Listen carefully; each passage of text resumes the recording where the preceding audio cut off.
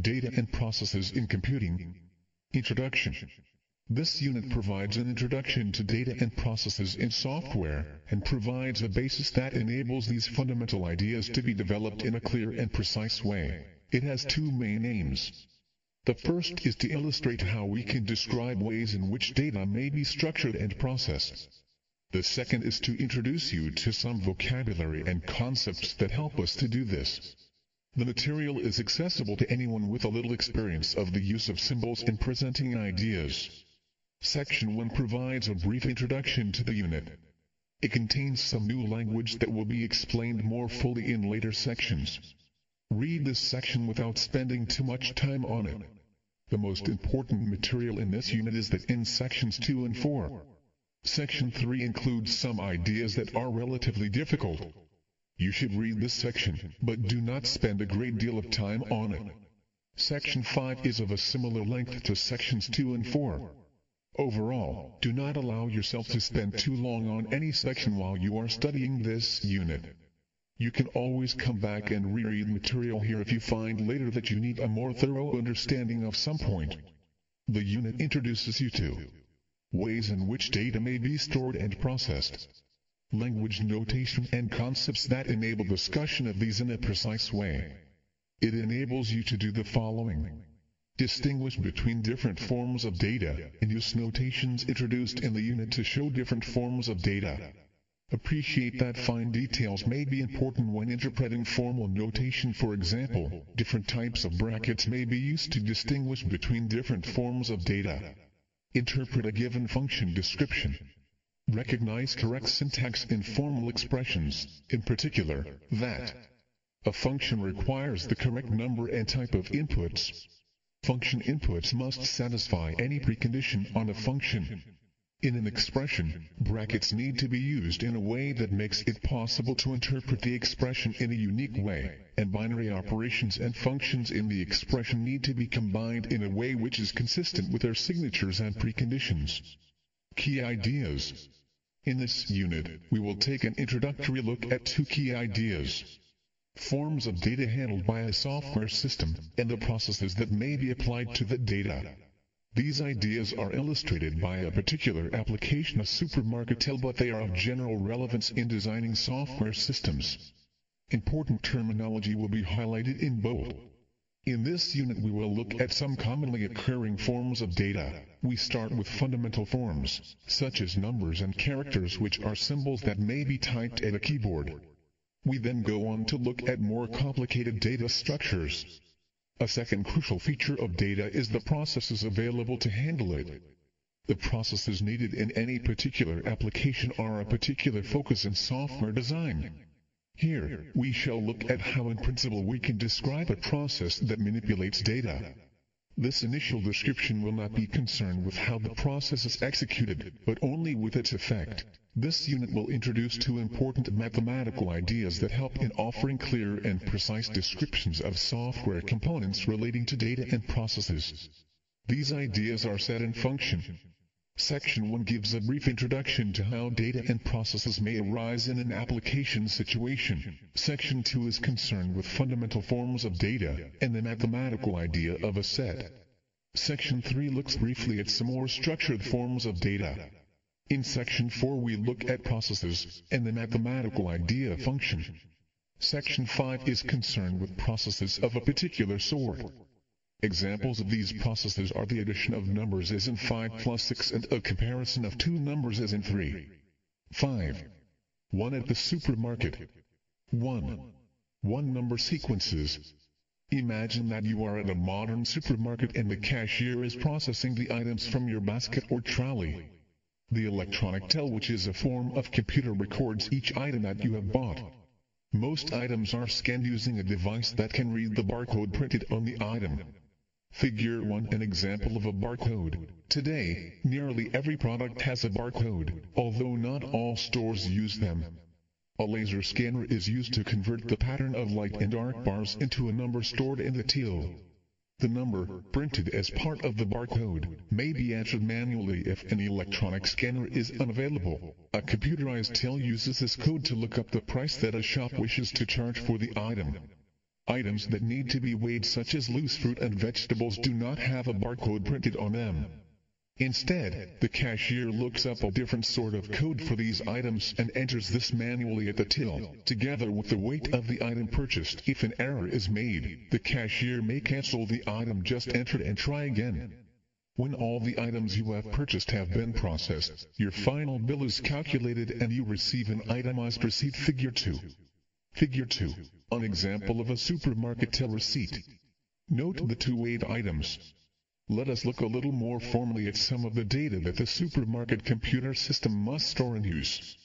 As we do this, you will begin to get a flavor of the rigor that underpins the design of modern software. You will meet new vocabulary and concepts, try to get a general sense of what each new term means. Each type of item stocked by the supermarket needs to be identified. As we have seen, this is done either using barcodes or, for weighed items, item codes of a different sort. Associated with each code is a variety of other item-related information. Perhaps the most obvious information is the price and the description that appears on the receipt. In the case of weighed items, the price is a unit price, giving the price per kilogram, for instance. Other information associated with any item code might include the current stock level so that new stock can be ordered as items are near to being out of stock, the name and address of the supplier, discount rates for multiple purchases, etc. Barcodes such as 5,119,004,048 can be interpreted as whole numbers. Whole numbers are called integers. Integers may be positive, negative, or zero. The codes for weighed items are also usually whole numbers. Prices and weights are not ordinarily presented as whole numbers. In Figure 2, the item price of walnut bread is shown as 49. The unit price of organic courgettes is 49 per kg and the weight of organic courgettes purchased is 0. 41 kilograms kg is the standard abbreviation for kilogram. A number with a fractional part such as 1. 49 is an example of a real number. The real numbers include numbers such as 3, 497,825 and numbers such as 2, which cannot be expressed exactly as any fraction or decimal. Computers cannot represent such real numbers exactly. When dealing with a real number, we can only rely on a computer storing and manipulating an approximation of the number. Even though the extent of the approximation may seem small, this can present problems to the unwary software developer. To avoid problems here, we will represent prices as a whole number of pence, and weights as a whole number of grams. So, for example, the bill in Figure 2 includes a purchase of 335 grams of walnuts at 299 pence per kg. As the items in a basket or trolley are scanned one after another, the till stores a sequence of codes.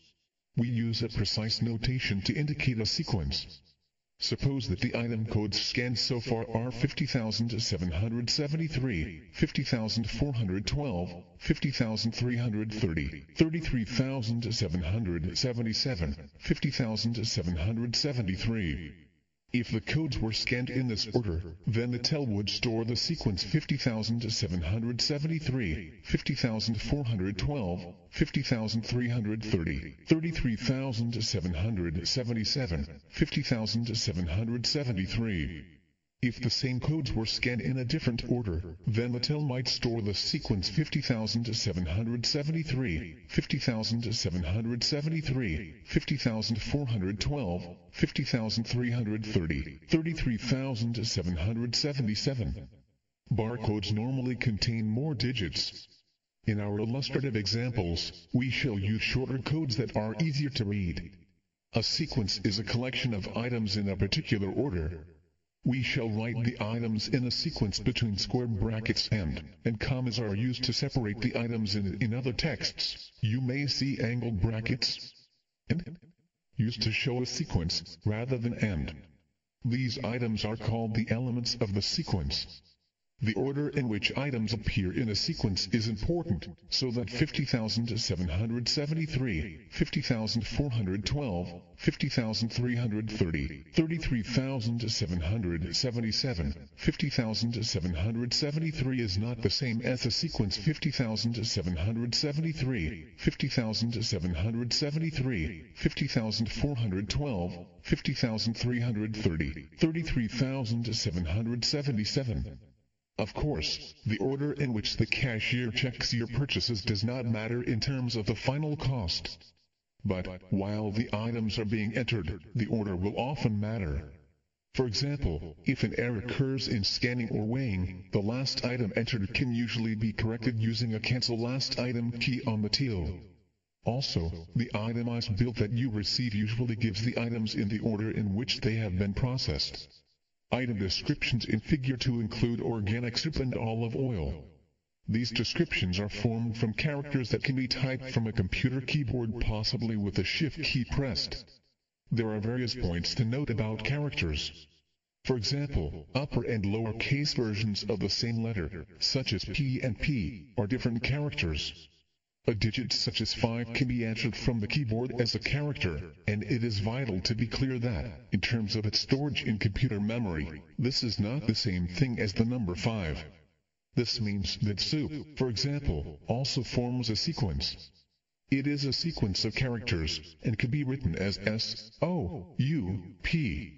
However, to do this would be tedious, since we will use sequences of characters frequently. So we often use the notation soup, just to make life easier. When we do this, we usually refer to the sequence of characters as a string. Note that we have introduced a number of notational conventions. An individual character is written between single inverted commas, as in P or Q. Double inverted commas are used to show a sequence of characters such as organic.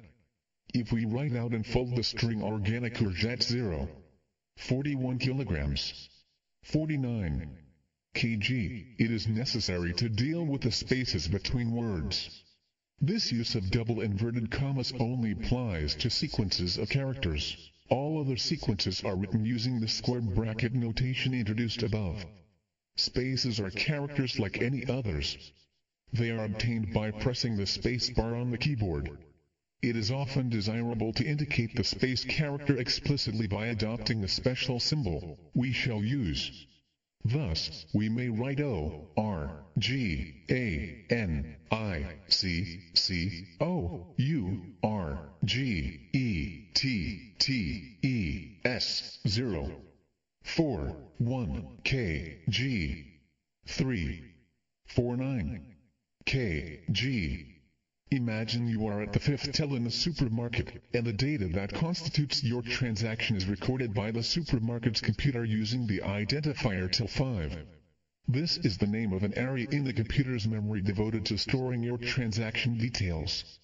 The data stored in till 5 changes each time an item is scanned or entered, and so we refer to till 5 as a variable.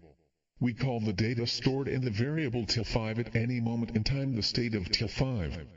Each time that the data stored by till 5 changes, we say that the state of till 5 has changed.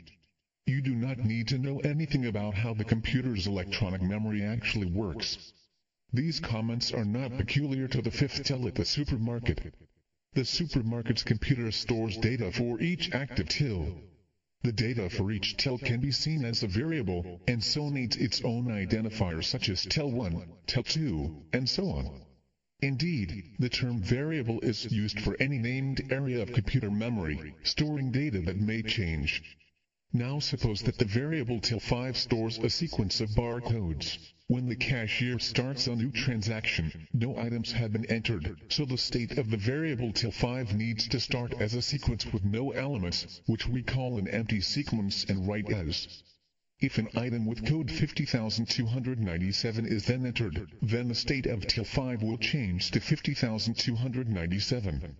If an item with code 50,152 is scanned next, then the state becomes 50,297, 50,152, and so on. When a new item is recorded, the state of till 5 changes, and changes in a way that is predictable.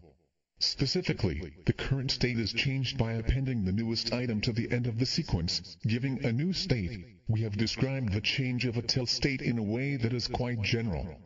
The description is not peculiar to the fifth till in the supermarket. It applies equally well to a transaction in progress at any till. Indeed, it describes a process that adds a new item to any variable storing data as a sequence. Table 1. Prices of items.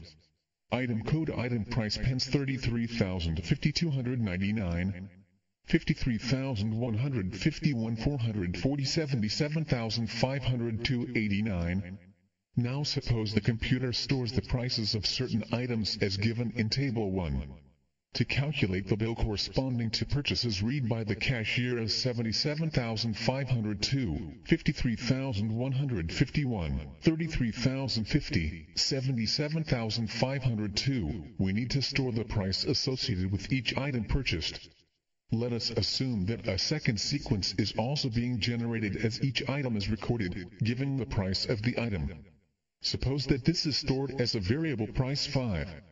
If the sequence of item codes were 77,502, 53,151, 33,050, 77,502, then the sequence of prices would be 89, 440, 299, 89.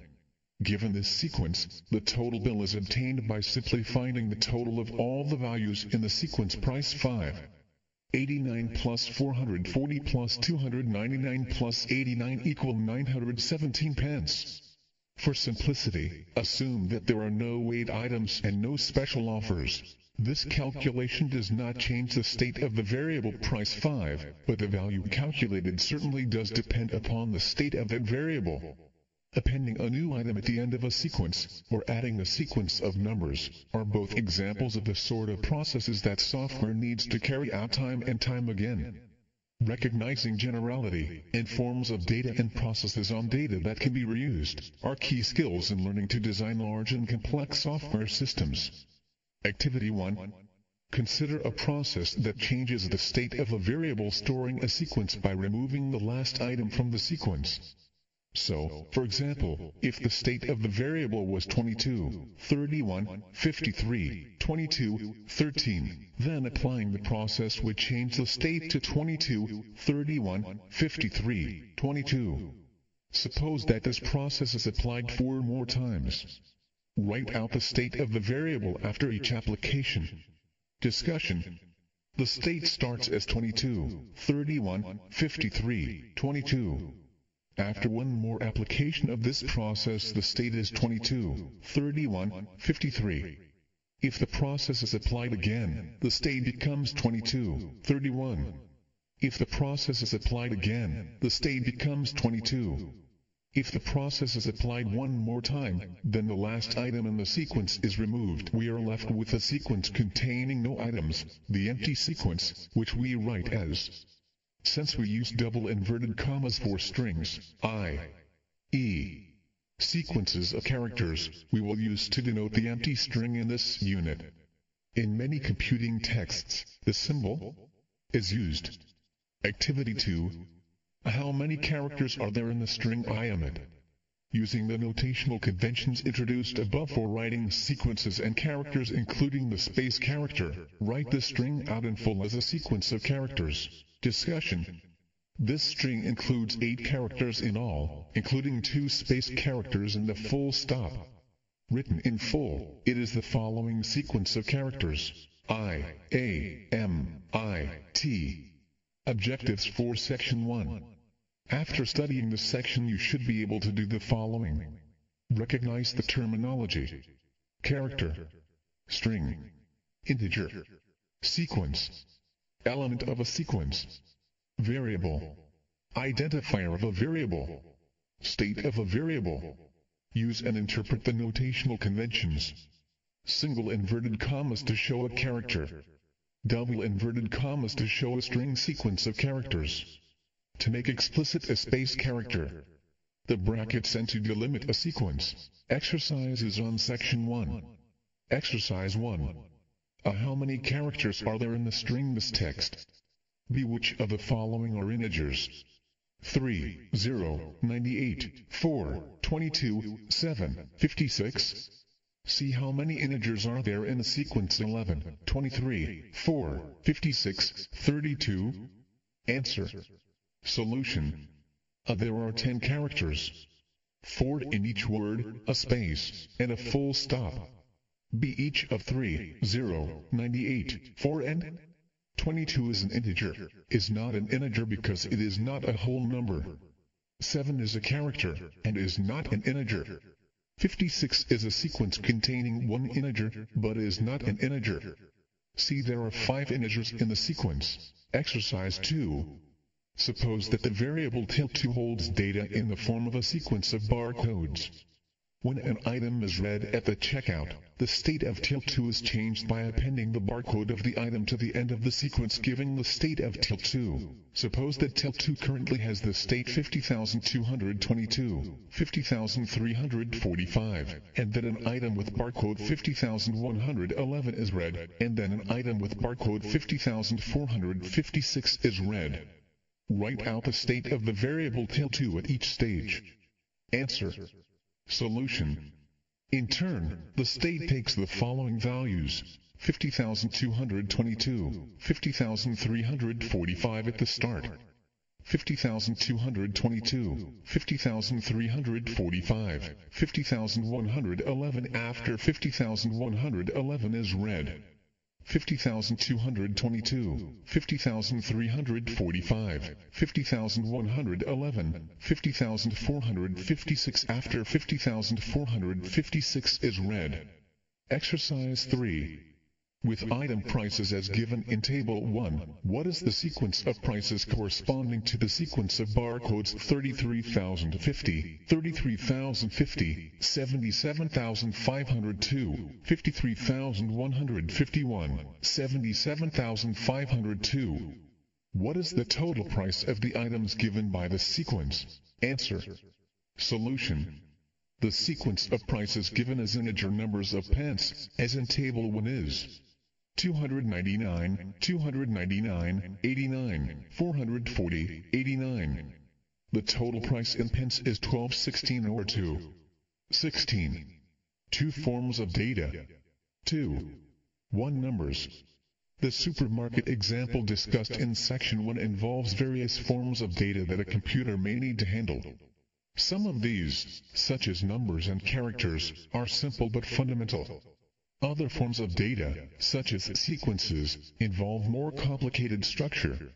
In this section, we will introduce sets, which are a variety of data collection that is different from sequences. But first we will look more carefully at numbers and characters. When developing software, we need to distinguish between different sorts of numbers, not least because computers represent and process them differently. Whole numbers positive, negative or zero are called integers. We shall use int to denote the collection or set of all integers. In principle, digital computers can represent integers exactly, no matter how large or small. In practice, however, most programming languages place restrictions on the size of an integer positive or negative that can be stored. Many texts used instead of int. Sometimes, we need to work with numbers that are not integers. Measured quantities, such as weights or distances, are often presented as non-integer values. More profoundly, even if one starts with whole numbers, some arithmetic processes, such as division or finding the square root, may yield results that are not integers. See Activity 3. The real numbers are a wider collection of numbers used in mathematics.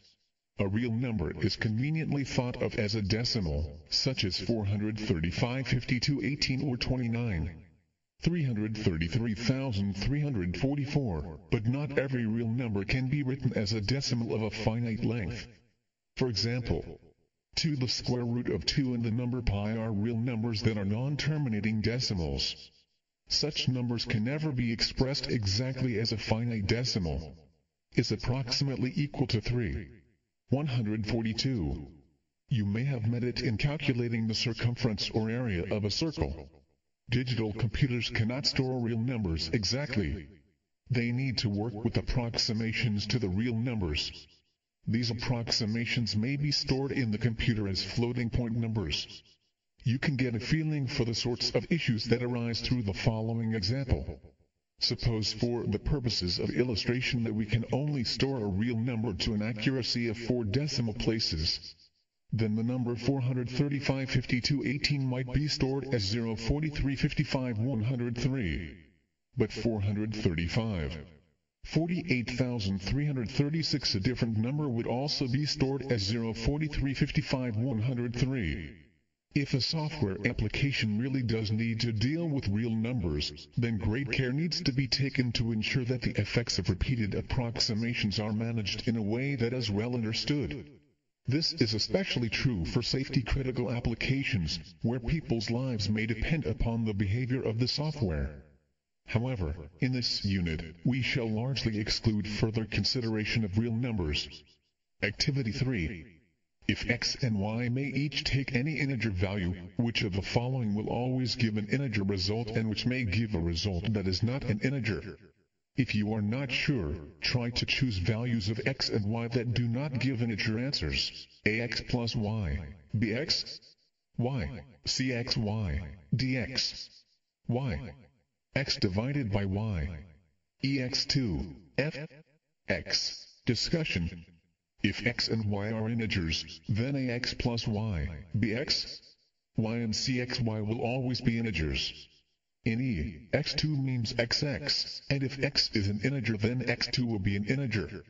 However, in D, choosing x equal 1 and y equal 4 both integers gives or 0. 25, which is not an integer. In D, if y is chosen to be 0, the result is undefined. Software that performs division should always ensure that division by 0 is not attempted. In F, choosing x equal 8 for example gives 8, which is 2. 828 to an accuracy of 4 figures and is not an integer. 2. 2 characters. Characters are another fundamental form of data. Computers store characters as integers, and system hardware and software translate these integer codes so that monitors and printers can display them, as well as the familiar characters appearing on a keyboard. The current international standard Unicode includes codes for characters from a variety of languages and alphabets such as N. For simplicity, examples in this unit will use only a part of this code, as given in Table 2. This is confined to printable symbols that appear on a standard computer keyboard for an English-speaking user. We will denote by char the set of characters appearing in Table 2. We will call the codes in the table the ASCII codes of the characters.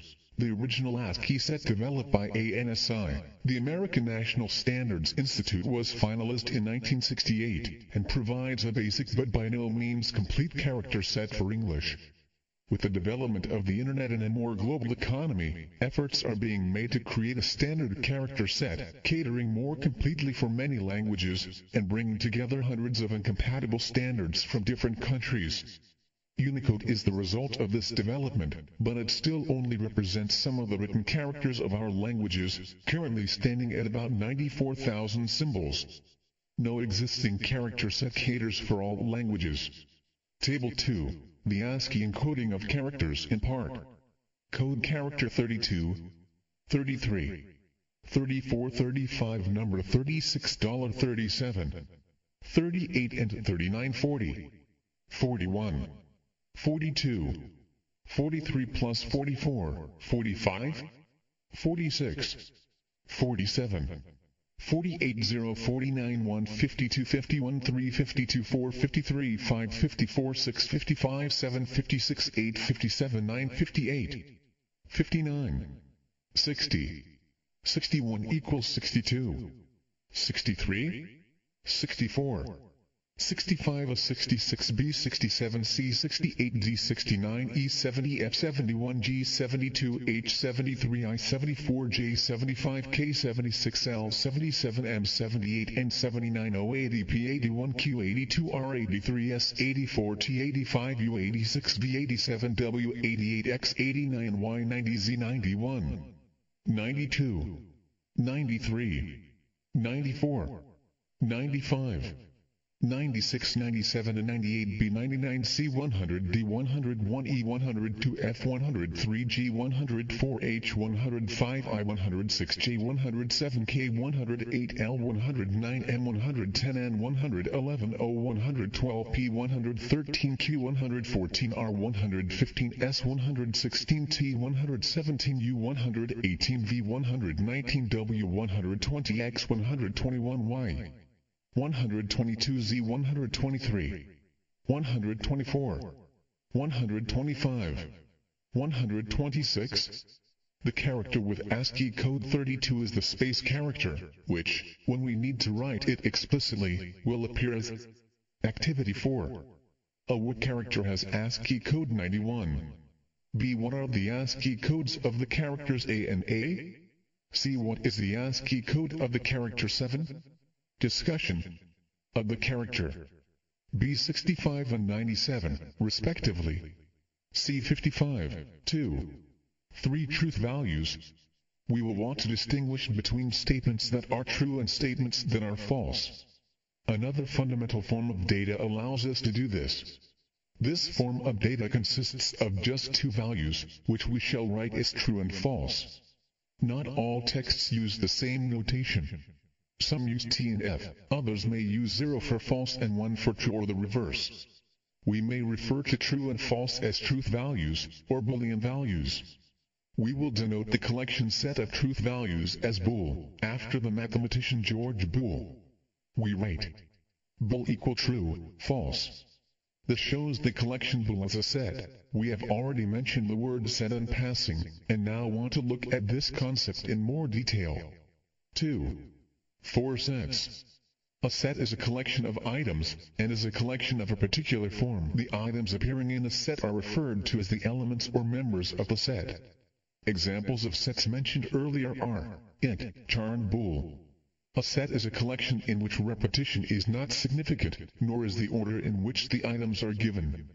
For example, the supermarket might sell its own brand of wheat flakes in 3 sizes: large, medium and small. In a situation where we are interested in the types of product that are available, we are interested in the set of sizes. This set of sizes may be written as large, medium, small.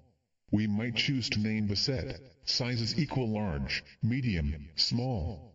The order in which the elements are listed is of no significance, so we might equally well have written sizes equal small, medium, large. Notice the use of curly brackets and here.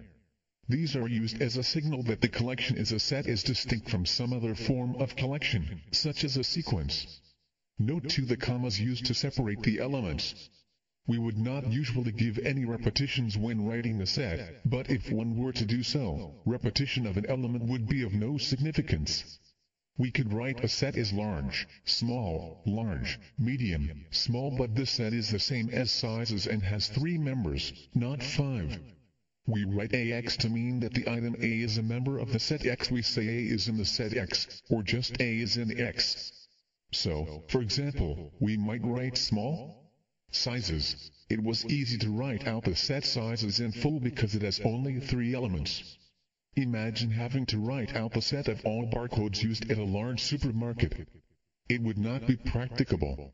We have another notation for such sets, that is sets whose members can be precisely described. Suppose that, a little unrealistically, a store at OZ Groceries stocks just 90,000 items, which happen to have barcodes that are consecutive integers between 10,000 and 99,999. Then the set of barcodes used by the store may be written, it is barcodes equal n int 10,000 and an n 99,999. A rather literal reading of this notation would be, it is barcodes is a set of values, n, in the set of integers, such that n is greater than or equal to 10,000 and less than or equal to 99,999. We read the first curly bracket as a set of and the colon as such that, more casually, we might say, it is barcodes is a set of integers between 10,000 and 99,999, inclusive. The word inclusive makes it clear that the numbers 10,000 and 99,999 are each included in the set. Alternatively, the condition 10,000 n 99,999 can be written as 10,000 n 99,999. A set need not have any members. The set n 100 and n 50 is an example of a set with no members. A set with no members is called an empty set. We will write this as. Sometimes we need to say how many elements there are in a set. For example, the set sizes, as above, has 3 elements, while the set it as barcodes has 90,000 members. The number of elements in a set is called the cardinality of the set. The cardinality of the empty set is 0. We shall only talk about the cardinality of a finite set. The set int, for example, does not have a finite number of elements. If the members of a set have been written out with some elements repeated, then remember to count each repeated element only once when finding the set's cardinality. In other texts, you may see the symbol used to denote an empty set. Activity 5. Write out in full the set and int. 5. N and n. 9. B. Write out in full the set C char. The ASCII code of C is between 40 and 43, inclusive. See which of the following is true. D. Let lowercase equals C char. The ASCII code of C is strictly greater than 96 and strictly less than 123. E. Let A be the set of characters that appear in the string aardvark. What is the cardinality of A? Discussion. A set contains those integers that are both greater than or equal to 5, and strictly less than 9. We can write the set in full as 5, 6, 7, 8. Alternatively, it could be written with the elements in some other order, such as 8, 7, 5, 6. B+. Remember that we write characters in single inverted commas. C7 is an integer, but 7 is a character. So 7 int is true, but 7 int is false. D. The ASCII code of C is 67 and so C is not a member of the set lowercase, so C lowercase is false. E. There are 26 integers which are strictly greater than 96 and strictly less than 123. So lowercase has cardinality 26. E. The set of characters that appear in the string aardvark is A, R, D, V, K. This set has cardinality 5. 2. 5 sequences. You have already met sequences briefly, and have seen that a sequence contains items given in a particular order, and that repetitions are of significance. One might have a sequence containing integers, such as 22, 31, 44, 0, 2, 0, 11, or a sequence containing characters, such as W, O, R, D. However, we will aim to avoid mixing the forms of data in a sequence. A sequence of characters may also be referred to as a string, and that word is another notation for the sequence W, O, R, D.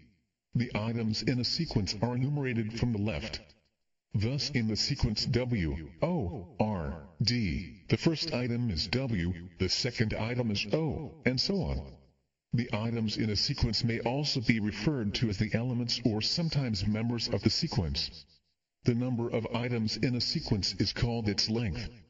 So, for example, the length of the sequence W, O, R, D is 4. An empty sequence has no members and so has length 0. We do count repeated items when calculating the length of a sequence. So, for example, the sequence of numbers 22, 31, 44, 0, 2, 0, 11 has length 7, while the sequence of characters aardvark has length 8. Incidentally, we are only concerned in this unit with finite sequences. If you study mathematics in other contexts, you may meet sequences that go on forever, such as the sequence of real numbers. 1. Where the general term is where n is a positive integer.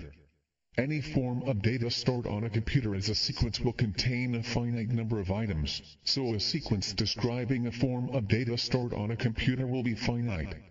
A finite sequence will have a length that is a positive integer. Activity 6. Let S be the sequence second equal 44, 21, 77, 77, 41. B let T be the sequence of characters ton equal the sentence.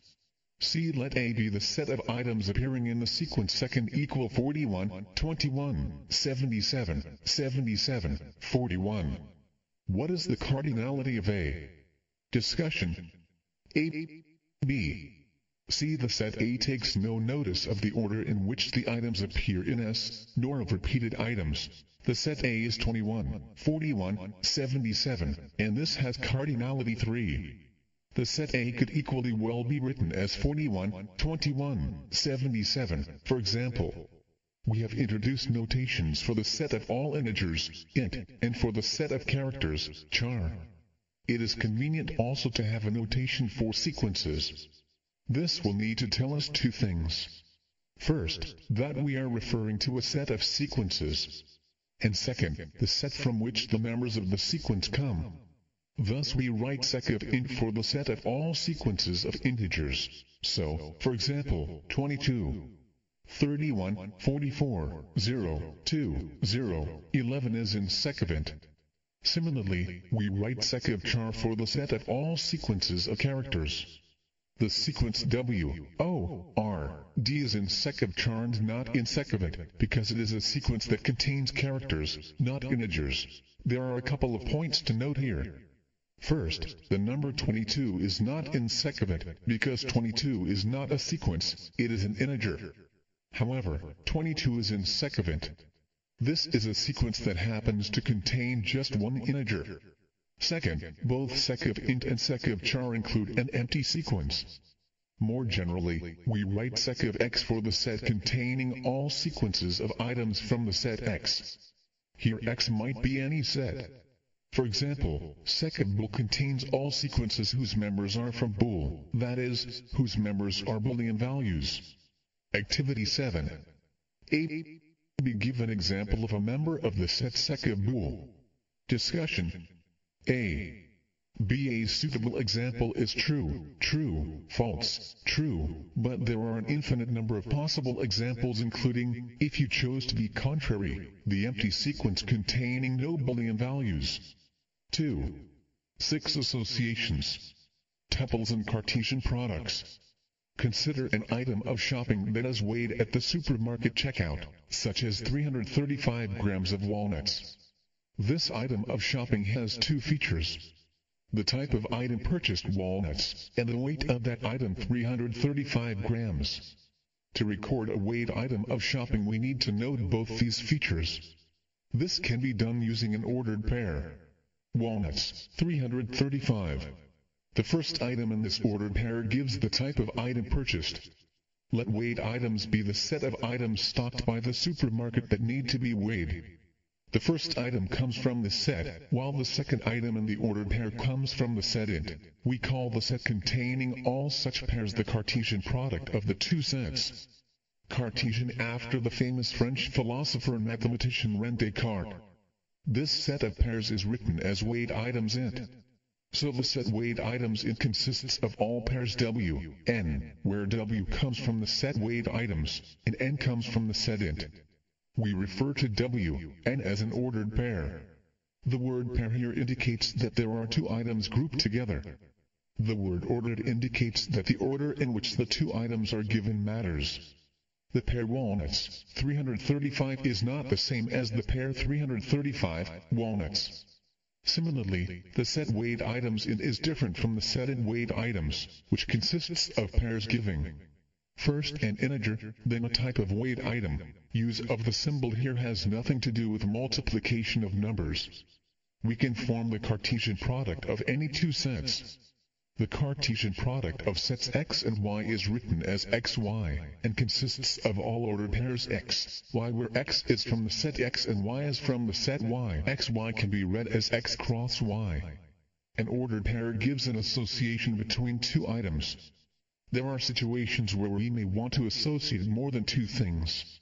Consider items stocked by the supermarket that have barcodes. The supermarket will be interested in a number of features associated with each item of this type. 3 such features are: the barcode taken to be an integer, The name of the item to be printed on the till receipt is a string. The price of an item of this type taken to be an integer number of pence.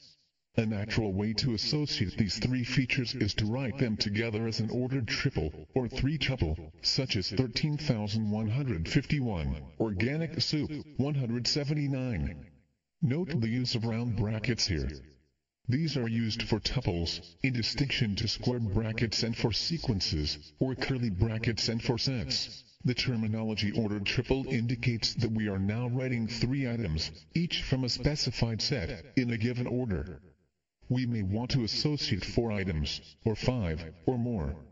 The terminology tuple extends conveniently to this general case, where we talk about 4 tuples, or 5 tuples, and, in general, n tuples where n might be 2, or 3, or any larger integer. The set of all 3 tuples of the same form as 13,151, organic soup, 179 is again a Cartesian product, in this case a product of 3 sets. The barcode is from it, the item name is a string from sec of char and the price is an integer. So this 3-tuple comes from the set in sec of char int. Activity 8. Taking the code for olive oil as 43,202 and referring to the receipt in figure 2, write down the ordered triple from the set in sec of char int that represents the association between the code, the description and the price of the olive oil. Discussion. Making sure that the description is written as a string, and that the price is in pence, the triple should be 43,202, olive oil, 178. As another example, suppose that a shop has just 3 members of staff, Joe, Jessica and Wesley, and just 2 tills, T1 and T2. We could represent a situation where Joe is operating the till T2 by the ordered pair, or 2-tuple, T2, Joe. Clearly, there are a variety of ways in which a member of staff can be assigned to a till. If tills is a set T1, T2 and staff is the set Joe, Jessica, Wesley, then the set of all possible assignments of a member of staff to a till is till staff.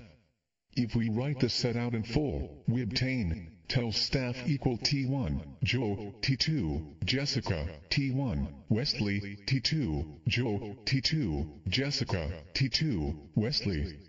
Note the use of different brackets. Curly brackets delimit the set, round brackets delimit each of the tuples. Note also that the use of till staff to represent assignment of a staff member to a till means that we must write the till first in each ordered pair. Activity 9. Give an example of a member of the set staff tills. B. If the supermarket were to install another till, and recruit 2 more members of staff, and we redefine the set's staff and tills to include these, how many ordered pairs would be in the set tills staff? Discussion. In staff tills, the member of staff should be given first. Suitable examples would be Joe, T1, or Wesley, T2. B. There would then be 3 tills and 5 staff. Each till can appear with each member of staff in an ordered pair, so there would be 3 5 equal 15 ordered pairs in tills staff. Objectives for Section 2. After studying this section you should be able to do the following. Recognize and use the terminology. Real number. Set. Element or member of a set. Empty set. Length of a sequence. Empty sequence, ordered pair, n-tuple, Cartesian product. Appreciate that use of precise notation such as the use of different types of bracket conveys important information when using formal notation. For example, square brackets denote a sequence, while curly brackets denote a set. Use and interpret various pieces of notation. Curly brackets to denote a set. Definition of a set by using a condition. To denote the empty set. To denote an empty sequence. Sec of X to denote the set of all sequences with members from X. X, Y to denote an ordered pair or 2-tuple. X, Y, Z to denote a 3-tuple, etc. X, Y to denote the Cartesian product of the sets X and Y. Determine the cardinality of a given set and the length of a given sequence. Given I, determine the ith element of a given sequence. Be aware of the ASCII character codes. Appreciate that some sets are finite and some are not. Exercises on Section 2. Exercise 4. Let A be the set of integers between 100 and 999 inclusive. Express A in the form r equal x. Condition. B. What is the cardinality of A? Answer. Solution. A r equal x int 100, x and x 999. There are other correct solutions. B. There are 999 integers between 1 and 999 inclusive. The set A does not contain the integers between 1 and 99 inclusive, and there are 99 of these. So A has cardinality 999? 99 equal 900. Exercise 5. If byte equal ASCII of char. S starts with T and S has length 4. Which of the following is a member of the set B? Abyss. BT, H, I, S. CT, H, I, S. Answer. Solution. Abyss is in B. It is a string, a sequence of characters. It contains 4 characters, so has length 4, and it starts with the character T. BT, H, I, S. is not in B. It is a string starting with T, but it contains 5 characters, has length 5. Do not forget to count the character. CT, H, I, S is not in B. Each member of this sequence is a string, not a character. Note that T, etc. are enclosed in double inverted commas. Exercise 6. Suppose that each possible time of the day is stored as a pair of integers, where the first integer gives the hour and the second integer gives the minute. For example, 14:45 represents a quarter to 3 in the afternoon. Midnight is 0, 0 rather than 24:00. Express the set of possible times of the day in the form H, M. Condition. Answer. Solution. The set is H, M and int. 0, H and H. 24 and 0, M and M. 60. 3 combining forms of data. Structuring data. In section 2, we considered integers, characters and truth values. We shall refer to these as primitive forms of data. We also looked at 2 forms of data collection, sets and sequences, and at the association of different data items in a tuple. In this section, we will look briefly at some other ways in which data may be structured. 3. 1. Sets of sets. In section 2, all the sets and sequences we considered had primitive forms of data as their elements. However, sets and sequences may contain non-primitive forms of data. Let us look first at a situation in which we may find it useful to have a set whose members are themselves sets. Think again about a shop with just 3 members of staff, given in the set staff equal Joe, Jessica, Wesley. Now let at work staff be the set of staff currently at work. Clearly, at work staff may take a range of values. If just Joe and Wesley are at work, then at work staff is Joe, Wesley. If Jessica were to start work and Joe were to leave, then at work staff becomes Jessica, Wesley. Now any combination of staff from the set staff equal Joe, Jessica, Wesley might be at work at the same time. Possibilities include all these staff when at work staff is Joe, Jessica, Wesley, and none of them, in which case at work staff is. The full list of possibilities giving the possible values of at work staff is given below. Joe, Jessica, Wesley, Joe, Jessica, Joe, Wesley, Jessica, Wesley, Joe, Jessica, Wesley. Here, we have written out all the sets with members taken from the set staff equal Joe, Jessica, Wesley. We can form a set whose members are these sets. We will denote the set by set of staff. So, set of staff equal Joe, Jessica, Wesley, Joe, Jessica, Joe, Wesley, Jessica, Wesley, Joe, Jessica, Wesley.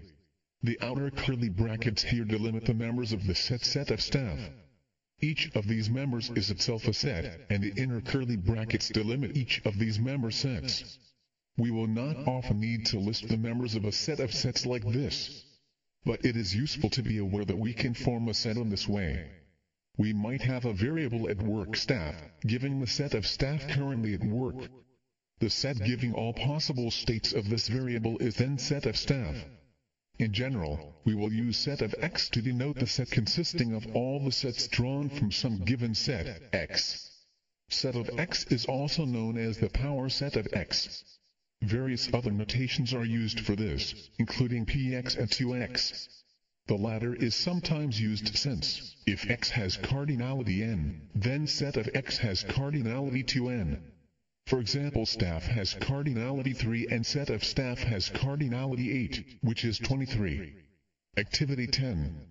Suppose that the set of tills in a supermarket is tills equal T1, T2, T3 and active tills is a variable giving the set of tills that are staffed at any one time. Write out in full the set of possible states for active tills. Discussion. The set of possible states is a set of tills. Written in full, this is T1, T2, T3, T1, T2, T1, T3, T2, T3, T1, T2, T3.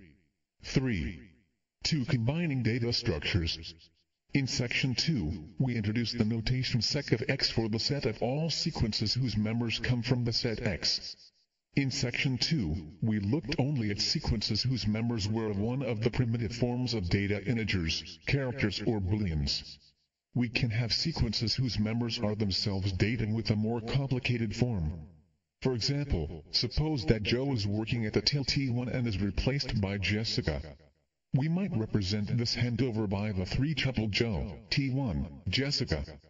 Now suppose that we want to give all the handovers that occurred during a particular day, in the order in which they occur. We could give this information in a sequence. This sequence would come from the set sec of X, where X is the Cartesian product staff till staff.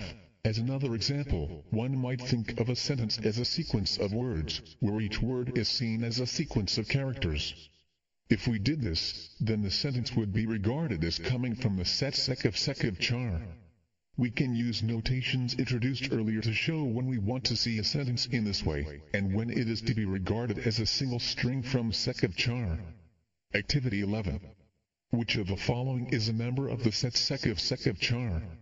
A, W, O, R, D. B. This is a sentence. C. This is a sentence. Discussion. Only C is a member of sec of char. This is a sequence of characters and so a member of sec of char. B. This is a string, so is again a sequence of characters written in our more compact notation. C. This is a sequence each of whose members is a string. Thus each item in the sequence in C comes from sec of char. The sequence itself comes from sec of char. Consider a computer system which has a finite set of error messages, each of which may be displayed to a cashier at the till. Suppose these messages are: barcode error, item code not recognized and system error 1234. This set of error messages can be represented thus: errors equal barcode error, item code not recognized, system error 1234. Each of these messages is given as a string, that is, as a sequence of characters. So errors is a set of sequences of characters. 3. Mixing different forms of data. Disjoint union of sets. At the supermarket checkout, some items need to be weighed organic courgettes for example and some do not. Let barcoded items be the set of items that do not need to be weighed, and weighed items be the set of items that must be weighed. When a weighed item is recorded at the till, we must record both the item type and the weight of the item that has been purchased. Earlier, we saw that such a purchase can be seen as an ordered pair, such as walnuts, 335, that comes from the set weighed items int. Suppose now that we want to form the set of all items that might appear in a transaction at a till. We might call the set till items. Specifying the set till items poses a complication, since there are two different types of element that might appear in it. An item from the set till items will come either from barcoded items or from weighed items int. We express this relationship by saying that till items is the disjoint union of barcoded items and weighed items int. We write this as: you can read xy as x or y, till items equal barcoded items weighed items int. In general, the disjoint union of sets X and Y, written XY, is the set consisting of all items that are either from X or from Y. The term disjoint reflects the fact that an item could not come both from barcoded items and from weighed items int. These sets contain different forms of data and have nothing in common. We will only use disjoint union to combine sets containing different forms of data. As in section 1, suppose that tel1 is a variable representing a transaction in progress at tel1. The state of tel1 will give the items recorded so far, in the order in which they were entered into the till, either by reading the barcode, or as a weighed item, so we can describe the state of tel1 as a sequence of till items. The set of all possible states of tel1 is sec of till items, where till items is barcoded items weighed items int. As noted earlier, we usually want to avoid mixing data of different forms in a collection such as a sequence. But if we need to do this, we can first use a disjoint union to combine the different forms of data into a single set. So, for example, if we needed to form a sequence whose members might be either characters or integers, then this sequence would come from a set sec of mix, where mix is the disjoint union in char. Activity 12. Let till items equal barcoded items weighed items int, and suppose that barcoded items is represented as the set of integers between 10,000 and 99,999 and weighed items as the set of integers between 100 and 999. Which of the sequences given in ASCII below is a member of the set sec of till items? A1. 740, 22, 300b11, 2, W, 33,000. 22C 11,023, 11,023, 998, 12, 22,375, 217, 147. Discussion. Only the sequence in C is in sec of till items. According to the statement, a barcoded item is represented by an integer with 5 digits. So 1 and 740 are not from the set barcoded items. B. The sequence contains some characters, which are neither from the set barcoded items nor from weighed items int. C. Each of the integers 11,023 and 22,375 lies between 10,000 and 99,999, and so comes from the set barcoded items. The first entry in each of the pairs 998, 12 and 217, 147 is an integer between 100 and 999, so comes from weighed items. Thus each of these ordered pairs comes from weighed items int. So each item in the sequence is either from barcoded items or from weighed items int, and so comes from till items. 3. For representing data in applications. Suppose that you are designing software for some application. You will be working with a programming language that enables you to communicate instructions to a computer. In this programming language, certain forms of data will already be represented electronically. These will include common forms of data, such as numbers, characters and sequences. In any particular application, you are likely also to be concerned with forms of data that are peculiar to that application. Having identified some form of data that you need to be able to handle, you will then need to represent this in terms of what is available. That is, in terms of forms of data that have already been represented electronically. As a simple example, imagine that integers, characters and strings are available forms of data, and that you want to represent the days of the week. One natural form of representation is as strings. Monday, Tuesday, Wednesday, and so on. But other forms of representation are possible. The full names can be inconvenient because they involve a lot of writing, so one might choose to use shortened versions, such as Monday, Tuesday, Wednesday, etc. We could be awkward from the viewpoint of an English speaker, and use the strings Lundy, Marty, Mercredi, and so on. Or we could use integers, and represent Monday as 1, Tuesday as 2, Wednesday as 3, etc. This might be very convenient at times, but one then needs to remember which number represents which day. There are times when it is important to distinguish between a form of data derived from an application situation and the concrete representation you have chosen for it. We might refer to the idea of the days of the week as an abstraction, in distinction to their representation, perhaps as the strings Monday, Tuesday, Wednesday, etc. Activity 13. A compact form of representation for days of the week might be to use the first character of the name. M for Monday, T for Tuesday, and so on. Why would this be a bad idea? Discussion. Because we could not tell whether T meant Tuesday or Thursday or whether S meant Saturday or Sunday. Different entities in the abstract set of application data need to have different representations. One additional point of importance about any form of data in an application concerns the ways in which we need to be able to manipulate it. We turn to processes on data in the next section. Objectives for Section 3. After studying this section, you should be able to do the following.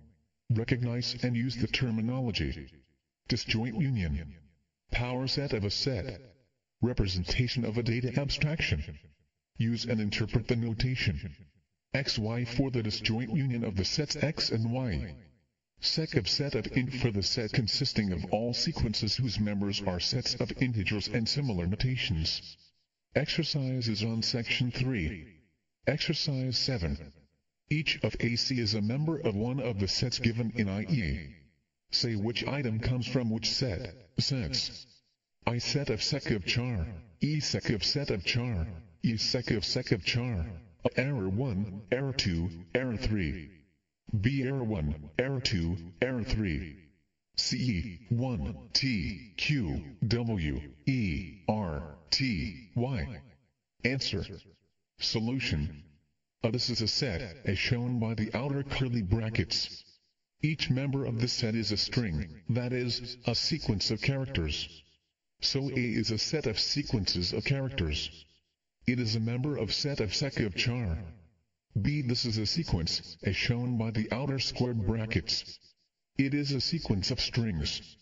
So B is a sequence of sequences of characters. It comes from sec of char. C. This is again a sequence. Each member of this sequence is a set of characters. So C comes from sec of set of char. Exercise 8. Let mix be the disjoint union in char. What is the length of the following sequence from sec of mix? 555, 5, 5, 5, 11, 1. Answer. Solution. There are 6 items in the sequence 555, 5, 5, 5, 11, 1, 3 integers and 3 characters, so the length of this sequence is 6. 4 processes. Processes that can be applied to data. Having looked at some forms of data, we now turn our attention to processes that can be applied to data. Each process that we consider in this section will input data of a specified form, and will result in a corresponding value. For example, one process, which we will call ASCII, takes a character as input, and has as its resulting value the integer giving the ASCII code of the input character as listed in Table 2. Another process, which we will call size, takes a sequence as input, and has as its resulting value the length of the sequence, which will be an integer. It is important to distinguish between a description of the outcome required when a process is applied to a form of data, and a description of the exact steps to be taken to achieve the desired outcome. Here, we are concerned only with the first of these. That is, with providing an overview of a computing process. You might like to think of this as a black box view of the process. We do not, at this stage, care how one obtains the output value. Certain processes change the state of a named variable. For now, though, we shall not think about processes in that way. Each process that we are concerned with here simply produces a value that depends on one or more input value s. Another important feature of the processes that we shall consider is that they result in a value that is entirely predictable. One can envisage a process that takes a string as input, and which results in a value that is a character that appears in a string. With input this, the value resulting from such a process might be any of the 4 characters T, H, I or S. We will not consider a process such as that. Our attention will be confined to processes that, if given the same input twice, will produce the same resulting value each time. Below, we give a number of examples of processes that may be applied to numbers, characters, or sequences. Focus first on example 1. Below, this process is applied to an input, comprising data of a specified form, a sequence of integers. Application of the process results in a value, the sum of the integers in the input sequence. This resulting value will be referred to as the value returned by the process. Similar comments apply to each of these examples. Each process takes data of a specified form as an input, and each process returns a value based on this input data. The returned value may also be called the output of the process. Example 1. Given a sequence of integers, return the sum of all the numbers in the sequence. For example, given 6, 2, 5, 6, the value returned is 19. Be given a string, return the first uppercase letter that appears in a string. For example, given the string my name is Bob, the value returned is B. C. Given a string, return the first character in the string. For example, given the string this is a sentence, the value returned is T. D. Given some integer, x, say, return the integer x2 plus x. For example, given the number 4, the value returned is 42 plus 4 equal 20. E. Given a sequence of items from a set X, and another item from the set X, return the sequence formed by placing the item at the end of the sequence. For example, given the sequence of integer 6, 2, 5, 6 and the integer 1, the value returned is 6, 2, 5, 6, 1. F. Given a string and a character, return the position in the string where the given character first occurs, counting characters from the front of the string. For example, if the string this is a sentence, and the character s are given, then the value returned is 4, since the first occurrence of s in the string is at the fourth place in the sequence T, H, I, S, I, S. Here are some key questions to consider about each process. How many inputs are required, and of what type? What type of value does the process return?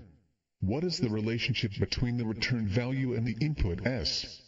Are there any restrictions on the input s? Does the process always produce an output? Given any permitted input, is there an associated return value? Is the output produced predictable? Given the same input, will the process always return the same value? For example, consider example 1b above.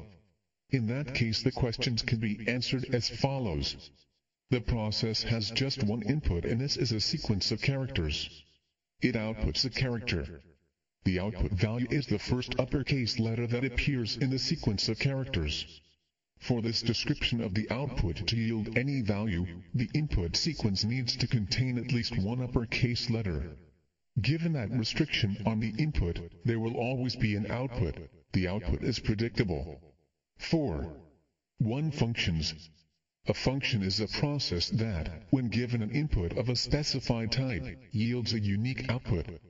This is a key idea in providing a precise, mathematical, description of processes in computing. To describe a particular function, we first give the set from which the input will be drawn and the set from which the output is drawn. This information is called the signature of the function. An example will make this clearer. Example 1b, on the previous screen, requires an input that is a string, that is, a sequence of characters. The set containing all possible sequences of characters is sec of char. Example 1b produces an output that is a character, so this output is in the set char.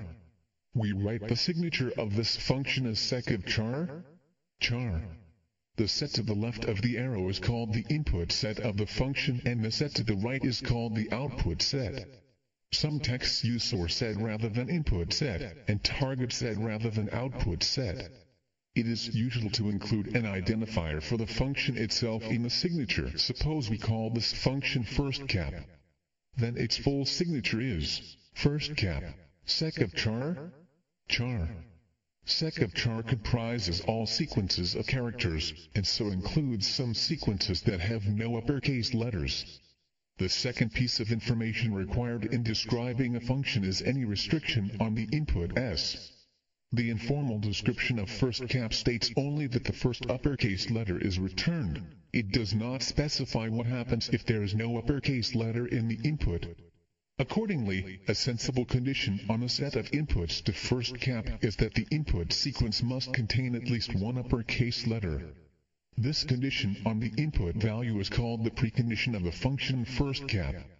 The third and final piece of information required is the relationship between output and input values.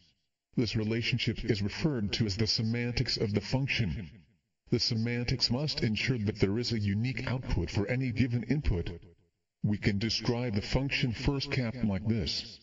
First cap has signature sec of char. Its input sequence must contain at least one uppercase letter, and it returns the first uppercase letter appearing in the input sequence. However, it is not always easy to extract key pieces of information from such a description. We shall usually describe functions using a standard layout, as in the description of first cap given below. In exercises, to signal that we want the description of a function to be laid out as below, we will ask for a full description of the function first cap s in sec of char return and char. Pre-s contains at least one uppercase letter. Post the return value is the first uppercase letter appearing in s.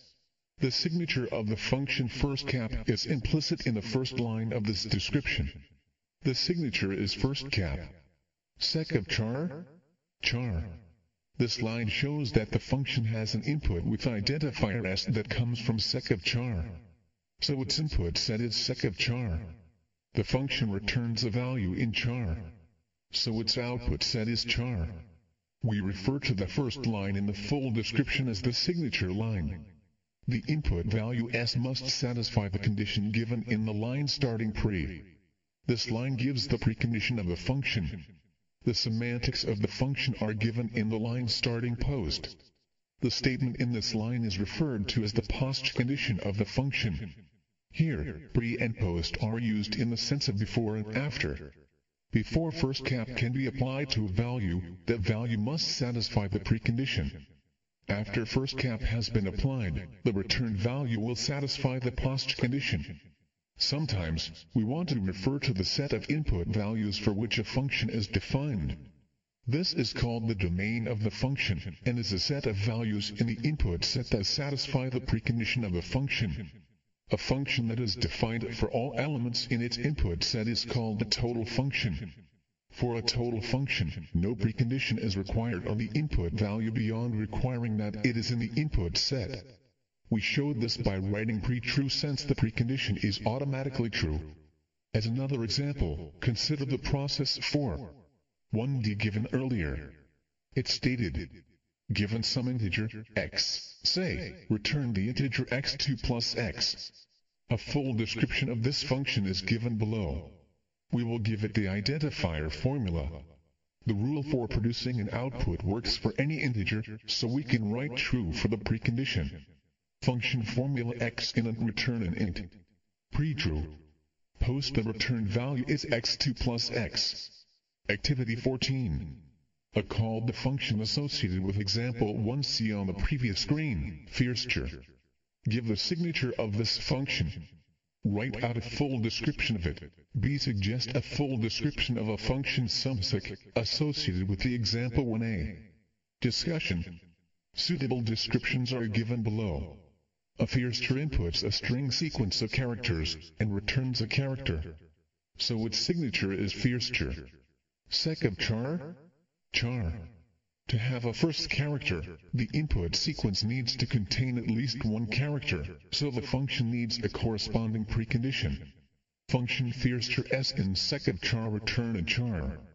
Pre-s contains at least one character. Post the return value is the first character appearing in s. The choice of identifier for the input is arbitrary. You may well have used some identifier other than s in your answer. B. Note that sumsec inputs a sequence of integers and returns an integer. A suitable description is given below. Function sumsec s in sec of int return an int. Pre-true. Post the return value is the total of the numbers appearing in s. If s contains no members, then the return value is 0. you might have chosen to say that the input sequence should not be empty, since the idea of the total of the numbers might seem unclear if there are no numbers to add up. That would be fine. We have chosen to regard the total of no numbers as 0, and have said so explicitly in the semantics. Sometimes, one needs to make more precise and informal idea of a process. Deciding whether to add a precondition, or to explain what happens in special cases, is the sort of clarification that may be needed. The value obtained when some function f is applied to an input x is written fx. So, for example, first cap a1wq2 means the result of applying the function first cap to the string a1wq2. The value obtained in that case is the first uppercase letter in a1wq2, and so is q. The example process when f, given earlier, was given a string and a character, return the position in the string where the character first occurs. For example, if the string this is a sentence, and the character s are given, then the value returned is 4. This function requires two inputs: a string, a sequence of characters, and a character. We can describe the function as below. Function first at c in char, t in sec of char return an int. Pre the character c appears at least once in the sequence t. Post the returned value is the integer n satisfying the condition that the nth character in the sequence t is c, and this is the first occurrence of c and t. Where a function requires more than one input, the input set is taken to be a Cartesian product of sets, one for each input. For this example, the input set is char sec of char. The output set is int, so the signature of the function is first at char sec of char int. We can, for example, apply this function in the form first at s. This is a sentence. However, we cannot apply it in the form first at this is a sentence. S. The order of the two inputs given in the signature line and the description of first at must be adhered to.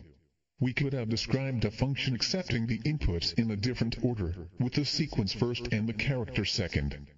But this would be another function, different from first at, just as reversing the order in which two sets are written in a Cartesian product produces a different set. Look now at example 1e, repeated below. Given a sequence of items from a set X, and another item from the set X, return the sequence formed by placing the item at the end of the sequence.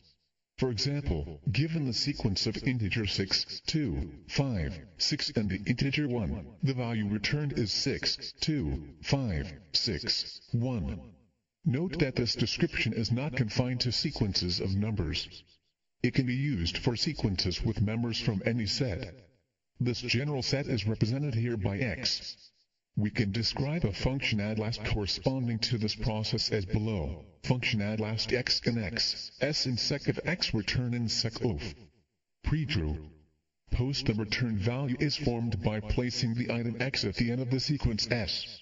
For example, addlast 1, 6, 2, 5, 6 equals 6, 2, 5, 6, 1. Activity 15. A. Give the signature of the function addlast. B. What are the values? Discussion. A. The signature is addlast. X sec of x. Sec of. The order of the sets in the Cartesian product corresponds to the order of the inputs given in the description above. B. We have activity 16. This activity concerns the three functions on sequences given below. In each case, the sequence members come from an arbitrary set, X. You will meet these functions again later in the unit. A function size, which, given a sequence, returns the number of members in it, that is, it returns the length of the sequence. So, for example, size 1, 11, 32, 4, 12, 1 equals 6. A function at, which returns the item that is at a specified position in a sequence. So, for example, at4, author equal h. A function put, which replaces the item that is at a specified position in a sequence with an item supplied as an input. So, for example, put 4, author, q equal author. A. Give the values of. B. Give the signature of each of the three functions. C. Give full descriptions of each of the three functions. Discussion. AI6 the number of characters in the string author. E. 32 the third item in the sequence 1, 11. 32, 4. E. We replace the character at the third place in the string pawned by the input character I, to get pain. If the first number gives the position of the item to be changed and the final number is the replacement item. So the value is 1, 3, 2, 4. B size has one input, from sec of x, and returns a value in int. The signature is size. Sec of x, int. The function at inputs an integer and a sequence and returns a value from x, so the signature is at. In sec of x. For the function put, the input set is a Cartesian product of 3 sets, one for each of the 3 inputs. The signature is put. In sec of x sec of. See suitable descriptions are given below. For size, recall that the number of elements in the empty sequence is 0, so this is a total function. Function size s in sec of x return an int. Pre-true. Post the return value is the number of items in a sequence S. If S contains no members, then the return value is 0. For AT, the semantics only make sense if the integer input gives a position actually in the sequence. So we give a precondition that the input integer is at least 1 when the first item in the sequence will be returned, and that the input integer is not bigger than the number of items in the sequence. If we use another function in a description, as we use size here in describing AT, then we must describe that function too. Size was described above. Function ATI init, s in sec of x return in x. Pre-1, I in I, size s. Post the return value is the th item in the sequence s. The function put has 3 inputs, an integer giving the position of the item to be changed, the sequence to be modified, and the replacement item from the set x. It requires the same precondition as at. Function put I in int, s in sec of x in x return in sec of. Pre-1, I in I, size s. Post the return value is the sequence formed by replacing the th item in s by x. 4. 2 functions defined through cases. In each of the examples considered so far, the function has had its semantics expressed using a formula or a general rule. Some functions have their semantics expressed simply by listing the output for each possible input. For example, let days be the set of days of the week, and the function tomorrow have signature days, and return the day following the input day. If we represent days using the strings Monday, Tuesday, Wednesday, Thursday, Friday, Saturday, Sunday, then we can describe the corresponding representation of the function tomorrow as below. Function tomorrow 1d in sec of char return in sec of char. Pre-d is in the set Monday, Tuesday, Wednesday, Thursday, Friday, Saturday, Sunday.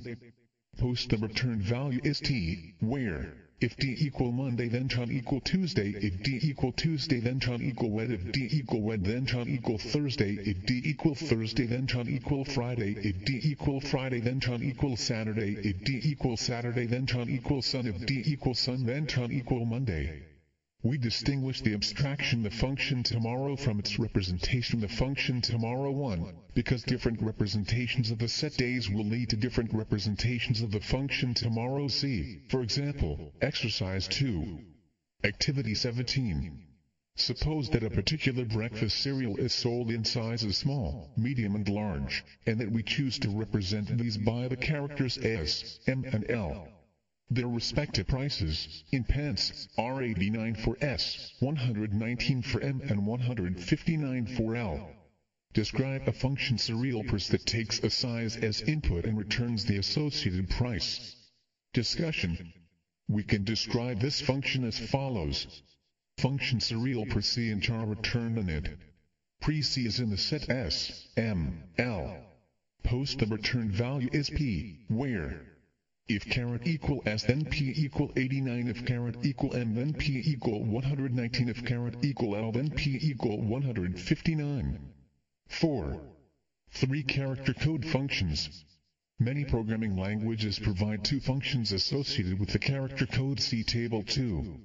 We shall call these functions ASCII and CHR. ASCII takes a character as input and returns the integer giving the ASCII code of the input character. CHR returns the character whose ASCII code is the input integer. These functions are described below. We have set a precondition on CHR to conform to our earlier restriction on the set of characters that we will consider in this unit. Function ASCII and char return an int. Pre-true. Post the returned value is the ASCII code of C, as given in Table 2. Function CHR and int return and char. Pre-32. N. 126. Post the returned value is the character with ASCII code N, as given in Table 2. Activity 18. Find each of A ASCII, B CHR 43, C ASCII CHR 43, D CHR ASCII. Discussion. A referring to Table 2, ASCII equal 106, B CHR 43 equal plus. C ASCII CHR 43 means the result of applying the function ASCII to CHR 43. So ASCII CHR 43 equal ASC plus equal 43. D CHR ASCII equal CHR 106 equal J. Looking up the ASCII code of a character, and then looking to see the character corresponding to the number you just found, will always take you back to the character you started with. We can express this in a general equation as CHR ASCII equals C. This holds for any character C. As illustrated in Activity 18, the two functions ASCII and CHR are closely related. Each reverses the effect of the other. We can express this relationship by writing the two equations below which hold for every C in char and for every N in int satisfying the condition 32, N, 126. ASCII CHR N equal N. CHR ASCII equals C. We say that ASCII and CHR are inversed functions. Not every function can be paired up with an inversed function in this way. For example, the function first returns the first character in a string. Now different strings may have the same first character. Listen, they both start with T, but are different strings. With input T, a process attempting to reverse the effect of first would not know whether to return this or the or to, or Tom, etc. The function first has no inversed function. Activity 19. A simple cipher replaces each lowercase letter with the next one in alphabetical order. So A is replaced by B, B by C, T by U, and so on. The letter Z is replaced by A. The function next, specified below, corresponds to this coding. Function next C and char return a char. Pre-C is a lowercase letter. Post if C lies between A and Y, then the returned value is the letter following C in alphabetical order. If caret equals Z, then the returned value is A. Does the function next have an inversed function? If it does, describe this inversed function. Discussion. We can reverse the effect of next by moving each character back one place in alphabetical order. This time, the special case is A, which must be moved to Z. So next does have an inversed function. If we call it before, it can be described as below. Function before C and char return a char. Pre-C is a lowercase letter, post. If C lies between B and Z, then the returned value is the letter preceding C in alphabetical order. If caret equal A, then the returned value is Z. 4. 4 functions returning true or false. Consider a function, say ASCII, associated with following process. Given a character and a string, determine whether the character appears in a string. This function has two inputs, a character and a string sequence of characters, so we can take the input set to be char sec of char. But what is the output set? If the character does appear in the string, then the function can return the value true, and if the character does not appear in the string, then the function can return the value false, so a suitable output set is bool. Then ASCII has signature char sec of char? Bool. We can describe the function ASCII as below. Function ASCII C in char, S in sec of char return and bool pre-true. Post. The return value is true if the character C appears in the sequence S at least once, and is false if C does not appear at all in S. If S is the empty string, then it contains no characters, and ASCII in C, S will be false whatever the character C is. Activity 20. Suggest a description for a function isempty corresponding to the following process. Determine whether or not a given sequence is empty. Discussion. The function will input a sequence which might contain elements from any set, say X. It can return true if the sequence is empty, and false if it is not empty. So we can use the following description of isempty. Function isempty s in sec of X return unbool. Pre-true. Post the return value is true if the sequence S contains no members, and is false if S contains one or more members. Objectives for Section 4. After studying this section you should be able to do the following. Recognize and use the terminology. Function, signature, domain, semantics, input set, output set, precondition, postcondition. Suggest appropriate signatures and preconditions for functions corresponding to a variety of processes on numbers, characters and sequences, including those with more than one input and those that return a Boolean value. For given inputs, give the value returned by various functions described in this section, in particular, at, put, size, ask, chr, add last. Exercise is on Section 4. Exercise 9. For each of the following functions, give the signature and suggest a suitable precondition. A tupper, which changes a string, containing only lowercase letters, into the corresponding string consisting of uppercase letters. So, for example, tupper word equal word. B remove last, which, given a sequence, deletes its last member. C last, which returns the last member of a sequence. Answer. Solution. This function inputs a string and outputs a string, therefore it has signature tupper. Sec of char? Sec of char. It requires a precondition that the input sequence consists entirely of lowercase letters. B. The members of the sequence may come from any set, which we will denote by X. The input is a sequence and the return value is also a sequence. So the signature is remove last. Sec of X? Sec of. The input sequence should contain at least one member, otherwise there is no last member to delete, so we need a precondition that the input sequence is not empty. See, this is similar to a, except that the return value is an item from X, rather than a sequence. The signature is last. Sec of X. We again need the precondition that the input sequence is not empty. Exercise 10. Suppose that the days of the week are represented by numbers, with Monday represented by 1, Tuesday represented by 2, and so on, with Sunday represented by 7. Describe a function tomorrow2, giving the next day with days represented in this way. Answer. Solution. You may have given this description. Function tomorrow2d and return an int. Pre-d is in the set 1, 2, 3, 4, 5, 6, 7.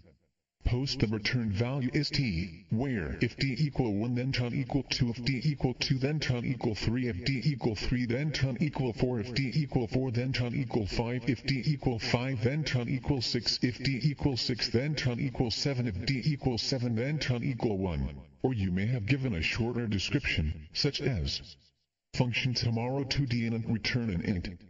Pre-1 d 7. Post the return value is t, where ton equal d plus 1 if 1 equal d equals 6, ton equal 1 if d equals 7. Either of these answers is fine. Exercise 11. A with second equal ABCD, evaluate each of B for a general sequence S. Describe how the sequence put to S, AT1, S is obtained from S. The functions AT and put were described in Activity 16. Answer. Solution. A with second equal ABCD, AT1, S equal A. E then put 2, S, AT1, S equal put 2, ABCD, A equal AACD. B in general, put 2, S, AT1. S is formed by replacing the second member of the sequence S with the copy of the first member of S. 5 operations and comparisons. Seeing processes as functions. Addition of numbers is a process that one would expect a computer to be able to perform. Now we write the result of adding the numbers 5 and 2 as 5 plus 2, for example. The symbol plus, which represents the process of addition, appears between the two numbers being added. This is known as infix notation. Infix notation may be used for processes that combine two data items of the same type. Addition, subtraction and multiplication of numbers are familiar examples. We also use infix notation when writing a comparison of the size of two numbers, such as 5, 9. In this section, we shall show that a process such as addition of numbers is a function. Perhaps more surprisingly, a process such as can also be seen as a function. This perception is a necessary preliminary to seeing how such a process can be implemented by a computer. 5. 1. Arithmetic operations. Processes such as addition of numbers are called binary operations. The word binary here reflects the fact that a binary operation combines two data items. A binary operation is a particular form of function. To see this, we need to recognize the appropriate signature. If you add two integers, then the resulting value is also an integer. So addition of integers takes two integers and returns an integer value. Thus adding integers is a function with signature int. We can add any two integers, so addition is a total function that has precondition true. We can describe a function, plus, corresponding to addition of integers, as below. Function infix x plus y on and return an int. Pre-true. Post the return value is the result of adding x and y. Where we use infix notation to write the value returned by a function, we will set out the signature line in the function description in a slightly different way from that used in section 4, as illustrated above. Activity 21. Describe a function corresponding to integer subtraction written using infix notation. Discussion. Subtraction again combines two integers to produce an integer value. We can subtract any two integers, so this is again a total function. Function infix x, y on and return an int. Pre-true. Post the return value is the result of subtracting y from x. We saw in activity 3 that division of one integer by another does not necessarily result in an integer. For example, 2 4 equals 0. 5 and 0. 5 is not an integer. This means that we cannot define a function for what we might call everyday division that returns an integer value for integer inputs. Sometimes, we need a form of division of integers that does yield an integer result. For example, suppose our supermarket features a special buy 4, get 1 free order on bottles of wine. If a customer comes to the till with 9 bottles of wine, then the till needs to calculate how many free bottles they should receive. Now 9 bottles of wine contain 2 lots of 4 bottles with 1 bottle left over. So the customer receives 2 free bottles of wine. This is an example of integer division. Integer division of 9 by 4 gives the result 2. Hopefully, the cashier will point out to the customer with 9 bottles of wine that they are entitled to another free bottle. As another example, suppose that we want to perform integer division of 29 by 8. Now 3 8 equal 24, while 4 8 equal 32. When we perform integer division of 29 by 8 we obtain the result 3. Since 29, 3 8 equal 5, dividing 29 by 8 leaves a remainder of 5. Notice that the remainder, 5, satisfies the condition that 0, 5, 8. Integer division has two integers as input. It is a binary operation on int, so we could use infix notation to write integer division. Now, many programming languages use as an infix notation for both integer division and for real number division. In such cases, it is vital to appreciate that these are different processes, whose precise behavior depends upon the type of the values supplied. To emphasize that integer division is not the familiar process of everyday division, we will write it as 504, and use function rather than in fixed notation to give its values. For example, 504.29, 8 equal 3. How can we describe integer division in general? To do this, some vocabulary is useful. In writing 504.29, 8 equal 3, the number 8 is called the divisor, and 3 is called the quotient. We can generalize the equation 29 equal 3 8 plus 5 to give n equal qd plus r, where d is the divisor, q is the quotient, and r the remainder. The remainder must not be too large. In this example, the remainder 5 is less than 8. In general, the remainder r must be less than the divisor, d. Also, the remainder r is not negative. We can express these conditions on R algebraically as 0, r, d. So, in general, the quotient, q, is the largest integer by which we can multiply the divisor, d, while leaving a remainder that is not negative. If we subtract qd from n, the resulting remainder needs to be non-negative and less than d. Integer division has two integers as inputs and returns an integer, so the integer division function has signature 504. Int. Since we write 504 using function notation, we can describe this function as below. Function 504 n init, d init return an int. Pre-d. 0. Post the return value q is the result of integer division of n by d. It satisfies the condition that if r equal n, qd, then we have 0, r, d. Notice that we only consider the case where the divisor, d, is strictly greater than 0. There is no restriction on the number n that is being divided, though. The examples we have considered so far have n positive. What do these semantics give if n 0? As an example, consider n equal 29 and d equal 8. We have 29 equal 4 8 plus 3, and the semantics give 504. 29, 8 equal 4. Note that the remainder, r equal 3, satisfies the condition 0, r, d, which is 0, r, 8 inches this case. If n equals 0, we have 504 0, d equals 0 for any d that satisfies the precondition.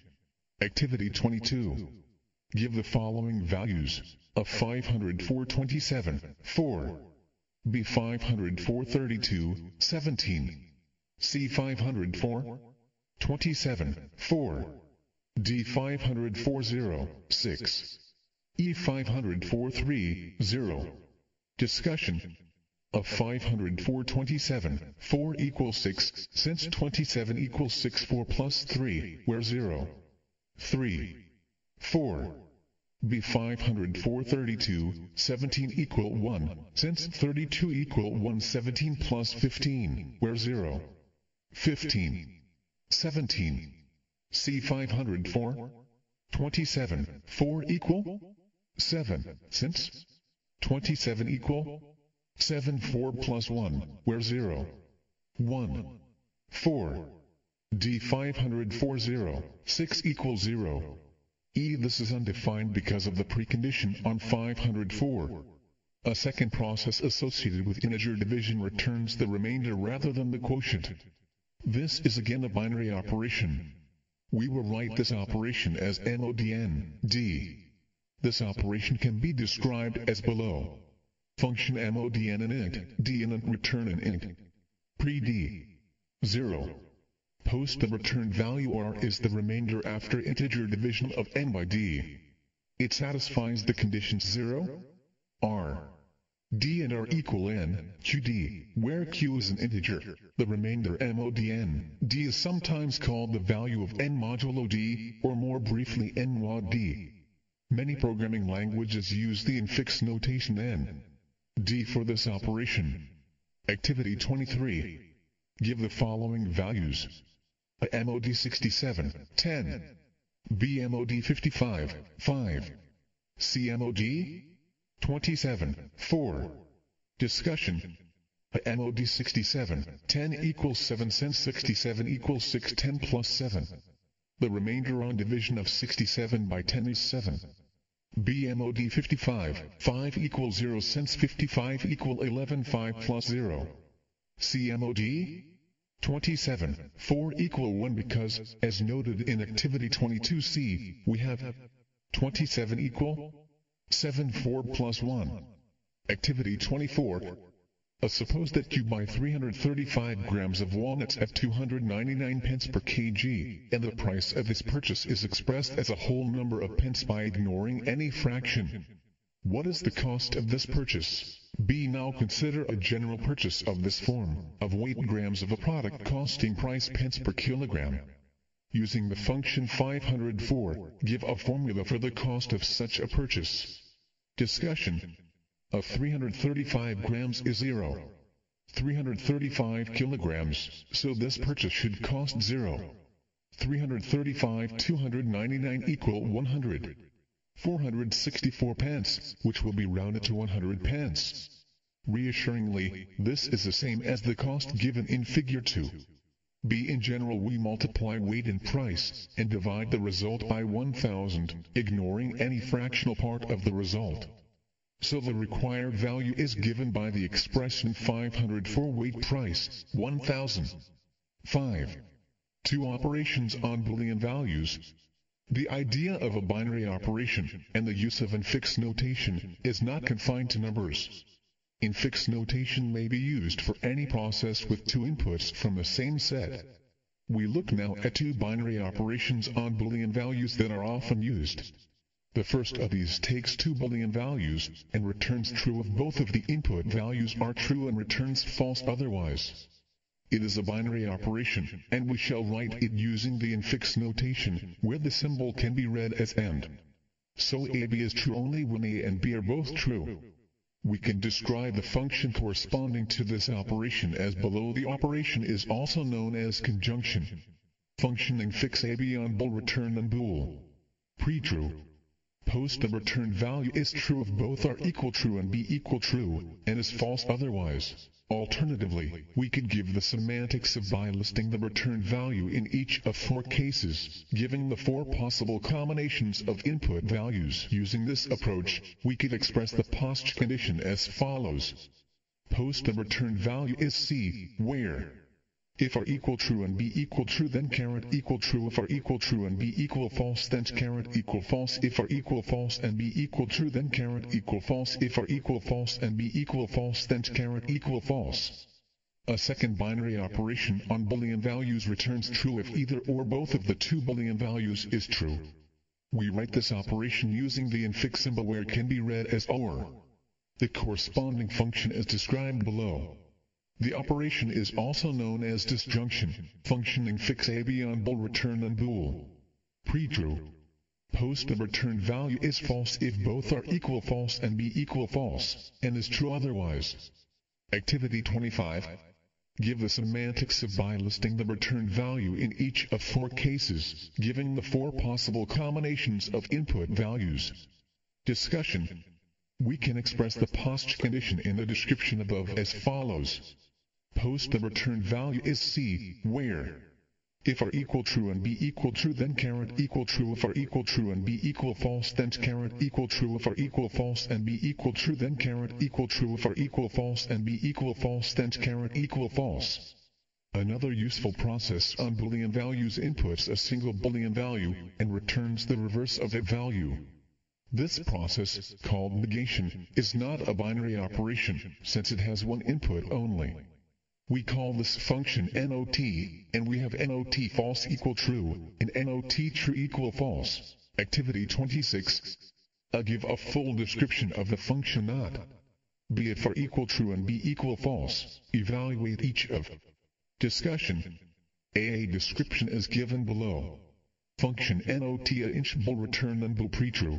Post the return value is false if are equal true and is true if are equal false. B. By substituting for A and B, we have true false equal true. We should evaluate the term in brackets first. True false equal true. Then not true equal false. So not ab equal false. Again, evaluate the term in brackets first. True false equal true. Then the given expression becomes true which evaluates to true. 5. 3 comparison functions. Another situation where we use infix notation is in writing comparisons, such as x, y, where x and y are numbers. Such a comparison is either true or false. For example, 5. 9 is true but 5. 2 is false. To describe a corresponding function, we take the output set to be both equal true, false. Thus the comparison on integers corresponds to a function which we can describe as follows. Function infix x, int y on and return and bool. Pre-true, post the return value is true if x, y and is false otherwise. Equality is also a comparison function. This is normally written using the infix symbol equal. If x and y are numbers, then x equal y is true if the numbers x and y are the same and is false if they are not. If one is working with real numbers on a computer, then one needs to be very careful with tests of equality.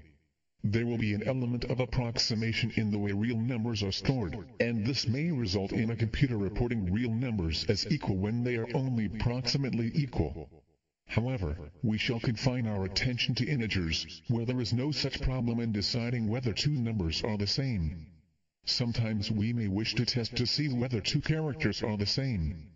This can be done by comparing their ASCII codes. For example, a computer will need to work in a different way when comparing two integers for equality from that needed when comparing two characters for equality. These are different processes.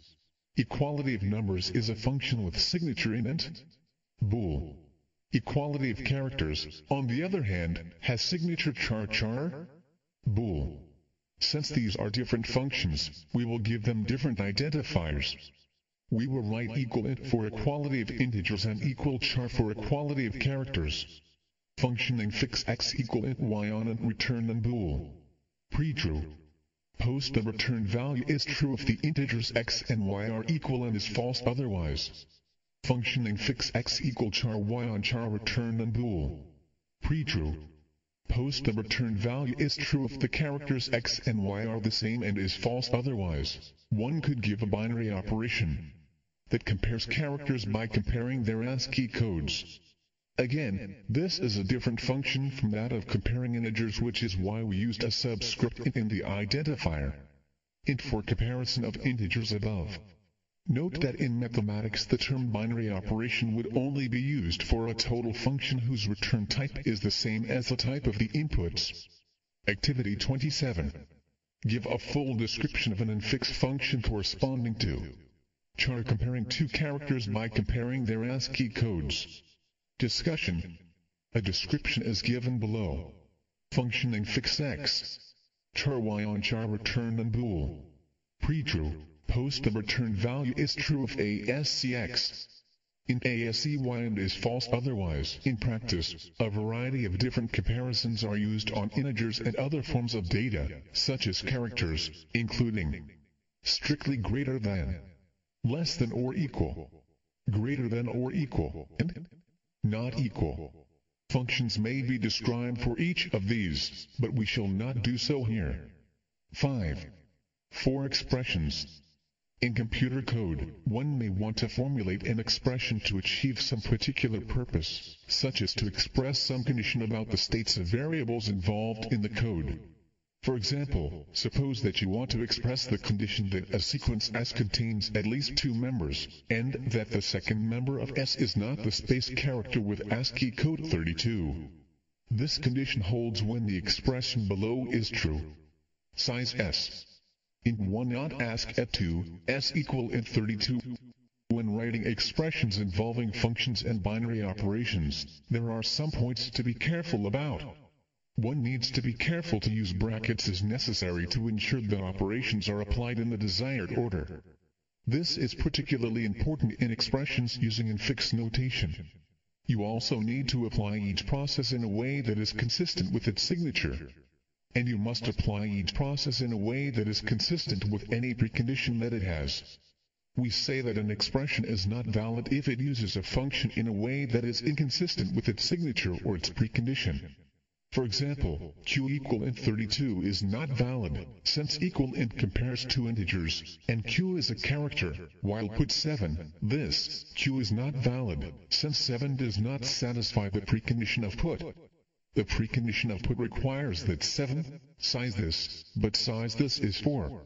The function size and at were described in Activity 16, and the function ASCII was described in Section 4.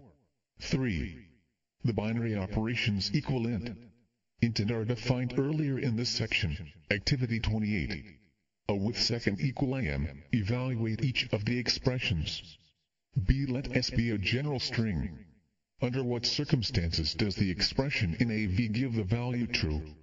Under what circumstances is that expression valid?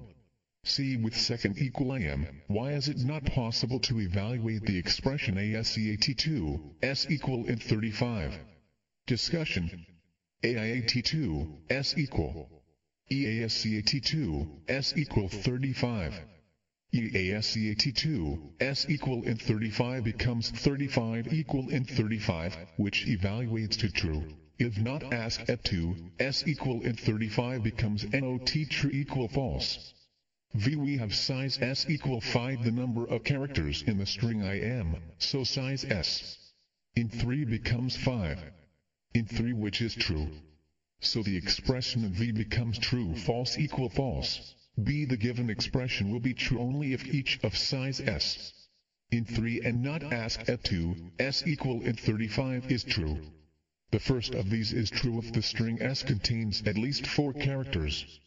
The second is true if the second character S is not the character. So the expression in AV will be true if the string S contains at least 4 characters and its second character is not. The precondition of AT requires here that the string S contains at least 2 characters. The expression in AV will be valid so long as this is true. All the other functions in the expression are total. The example in part A indicates that the expression is put together in a way that is consistent with the signatures of the functions. CAT2, S equal. Then AT2, S equal int 35 becomes equal int 35. This expression is not valid, since equal int requires 2 integers as inputs, and is a character. So the given expression is not valid.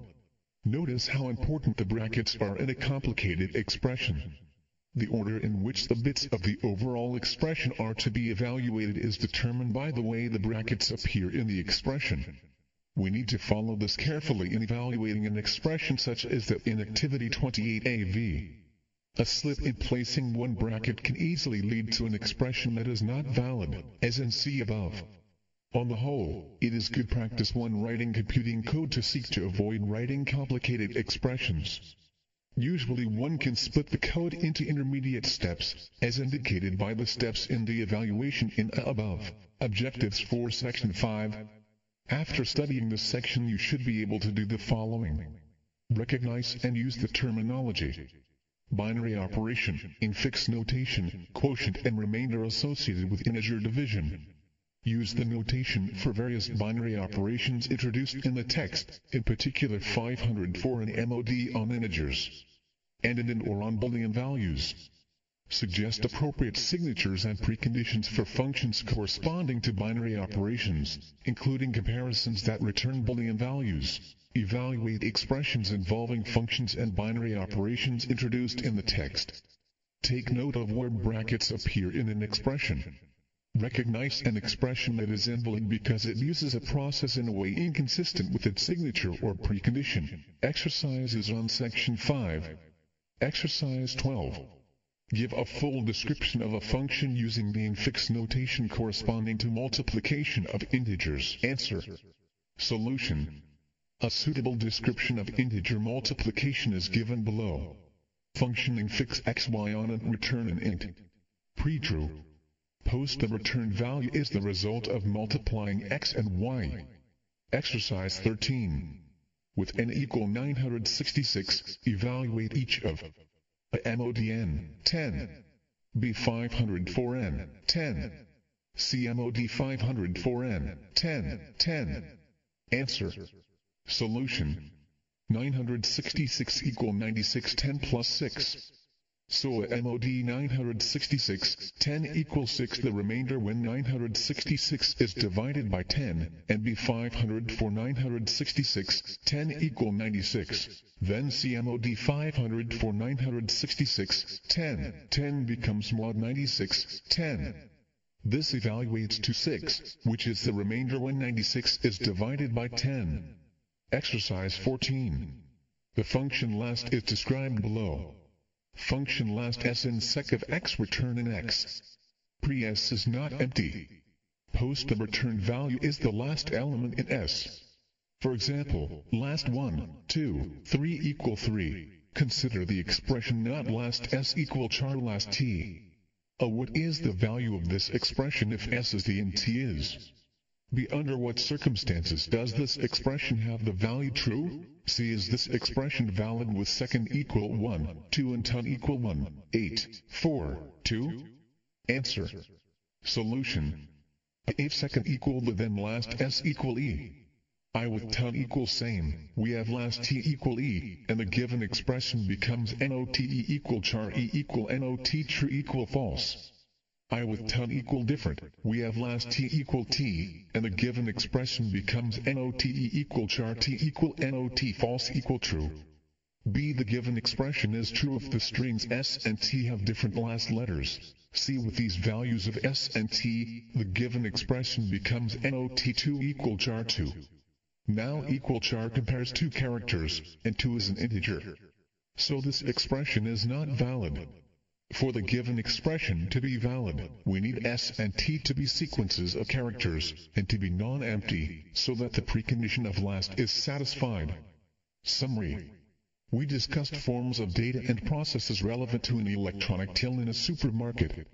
In particular, we introduced the idea of a sequence of data items. A number of fundamental forms of data were introduced. We distinguished two types of number. Integers, positive or negative whole numbers, or zero, and real numbers thought of as decimal numbers and approximated in computers as floating point numbers. Characters may be thought of as symbols that may be entered from a computer keyboard by a single keystroke. Each character is associated with an integer code, and we introduced one such encoding called the ASCII code. The Boolean values true and false form another fundamental form of data. Data may be structured in a collection. Different forms of collection are possible. We looked at two sets and sequences. In a sequence, the order in which the items appear in the collection is important, and an item may appear more than once. In a set, one is only interested in the different items appearing in the collection, and the order in which these items are listed is of no significance, nor is repetition of an item. The Cartesian product of sets x and y is written xy, and is a set consisting of all ordered pairs x, y, where x is in x and y is in y. An ordered pair is also called a two-tuple. More generally, an n-tuple is an association of n items, each taken from a specified set. An n-tuple is written in round brackets, and is a member of a Cartesian product set combining n component sets. For example, a member of the set in char int sec of char would be a four-tuple, such as 121, y, 6, QWERTY. The disjoint union of sets x and y, written xy, consists of all items that come either from x or from y, where x and y have nothing in common. This is useful when we want to mix different forms of data in a sequence. A function is a process that returns a unique value for each permitted input. To give a full description of a function, we give its signature name, and input and output sets, a precondition which may be true, and a postcondition giving its semantics. The semantics should be an unambiguous statement of the relationship between the returned value and the input s. If a function has more than one input, then its input set will be a Cartesian product. If a function returns a value that is true or false, then the output set will be bool. Usually, the semantics of a function are given by a general rule, or possibly by a formula. However, in some cases we need to list the return value for each possible input. For example, this would be the case for a function returning the price of each barcoded product stocked by a supermarket. A binary operation is a process, such as addition of integers, that inputs two data items of the same type. A binary operation can be written using infix notation as in x plus y. For example, addition of integers corresponds to a function with signature int. We described integer division. Integer division of n by d returns an integer, written 504 n, d. It also leaves a remainder, denoted by modn, d. We noted that binary operations are not confined to those on numbers. We described two binary operations on Boolean values that are frequently useful. Read as or and read as end. We also introduced the function not on Booleans. Comparisons, such as or equal, are operations returning values in the output said bool. For example, equal char, a test of whether two characters are identical, corresponds to a function with signature char bool. Next steps. If you wish to study formally at the Open University, you may wish to explore the courses we offer, study at the U, or find out about developing your skills with the Open University, Skills for Study. Or you might like to post a message to the unit forum to share your thoughts about the unit or talk to other open learners, review or add to your http. OpenLearn. Ek. Uk. Mod. Oblog. View. PHP Earning Journal. Rate this unit